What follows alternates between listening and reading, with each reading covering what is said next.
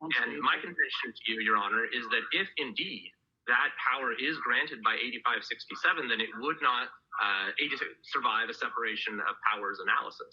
You know, our Supreme Court has long recognized separation of powers' primary purpose is to prevent the combination in the hands of a single person or group of the basic or fundamental powers of government. Yet here, you've had the petitioner claiming that 8627, quote, centralizes the state's powers in the hands of the governor. They refer to Section 8627 as a catch-all that basically allows him to do anything that isn't otherwise specified in the statute. They've said that yes, that this does include, in its broadest sense, all legislation and almost any other function of government. And indeed, petitioner has acknowledged that the case raises, quote, complex constitutional questions, which seems in and of itself an admission that the avoidance canon ought to be invoked. Previous courts have struck down grants of authority that are even less broad than this. Of course, the Michigan Supreme Court recently did just that based upon the non-delegation doctrine. And in a case in the thick of World War II, the Massachusetts High Court struck down an emergency powers law that was used by the governor to change the date of a primary election because the statute provided this sort of roving authorization. And so I could just I understand that I'm interrupting you, and I really regret it. But that's the way this works. We have a limited amount of time.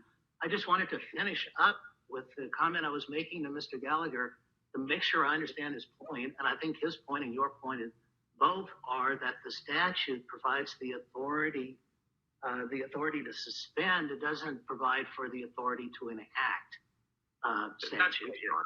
Is that your point, Gallagher? Is that your point? Yes, Your Honor. Okay. And I'm sorry, Mr. Kiley, but why don't you proceed? And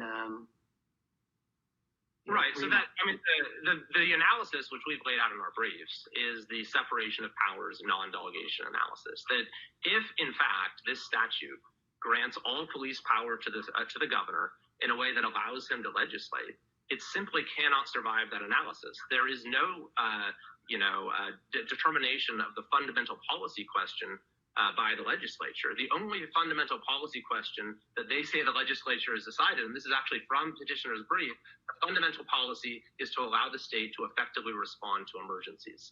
So that by that statement, there can be no separation of powers. Let me ask a question about that. But why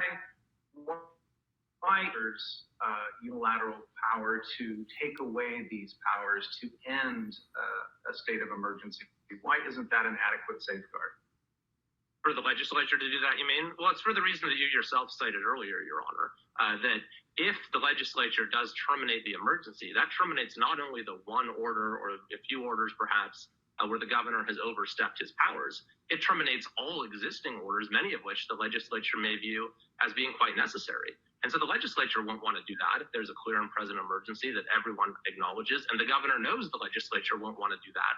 And so that's why it doesn't come anywhere close to being this sort of check of abuse that the third prong of the court's non-delegation analysis requires.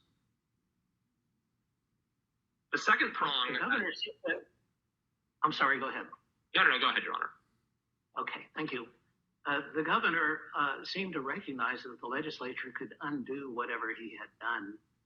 So the legislature, could it not pass targeted legislation to deal only with the perceived abuse of power, to undo the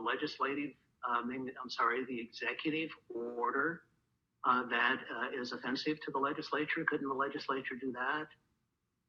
Or am I missing it? That's certainly possible, Your Honor. Of course, that's possible with any legislation. So if it constitutes an adequate check, then the non-delegation doctrine would be a total nullity. And let's not forget that legislation has to be signed by the governor in most cases in order to go into effect. Okay. But the provision here is by a legislative resolution, isn't it, Mr. Kiley? That doesn't require a governor's signature. Well, that's true. In this case, that does not. And in fact, that might raise... Mr. Kiley, that's what the statute says.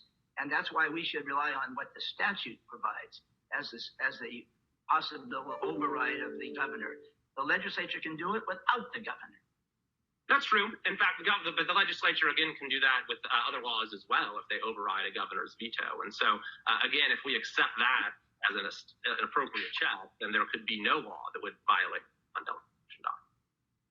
Yet he have a law that, provides by the description of the petitioner unbounded authority to exercise legislative power. They provide no sort of yardstick for how that's implemented, other than carrying out the provisions of the chapter, which is simply a statement of the legal requirement. That's not itself a primary standard or any sort of yardstick. So, Your Honor, we would simply ask that the court fulfill its constitutional role here to assure that the governor or future governors do not continue to use a state of emergency, which is, an emergency like the present one has gone on for more than a year and encompasses sort of the totality of our social life in many ways, to exercise powers outside of the representative process of the legislature.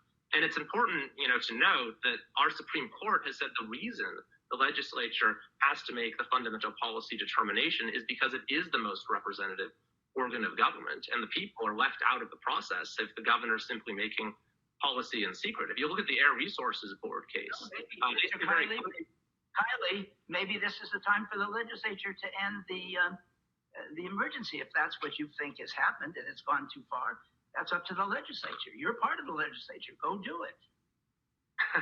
Yes, Your Honor. So that is certainly an option that the legislature has, but that's a question separate and apart from whether the statute that we have on the books, the Emergency Services Act, gives the governor powers that are beyond, that cross the line that our Constitution sets out in terms of the separation of powers. The petitioner in his opening remarks said that the inquiry here is whether there's a practical conflict between the branches. That's not the inquiry at all. Our Supreme Court has been very clear that the legislature cannot willingly abdicate legislative authority.